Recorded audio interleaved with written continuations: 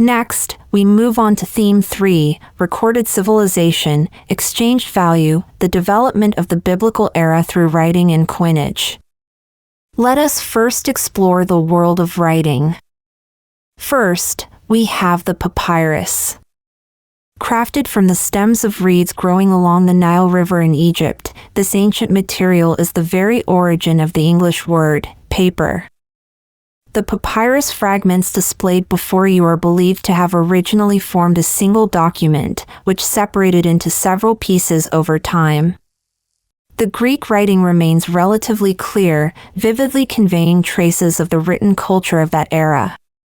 Now, please turn to the side to view another papyrus fragment. Instead of neat handwriting, this fragment is written in a highly cursive, flowing script. It is highly likely that this was a signature, an authorization, or perhaps a quickly scribbled memo or draft. Next is a scribe's inkwell.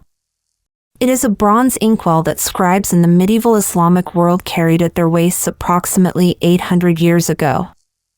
A cord was likely threaded through the loops on either side so that it could be hung from a belt or simply placed inside a pouch. Although there is an opening in the middle of the body, it is believed that the inside was stuffed with wool or silk soaked in ink, much like a modern stamp pad. Now, please move to the display case on your right, where you will find two biblical scrolls.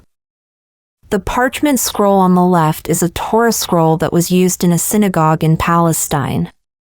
It contains portions of the books of Numbers and Deuteronomy. The visible traces of lines drawn before the text was copied demonstrate the practice known as surdut, which was prescribed by Jewish law.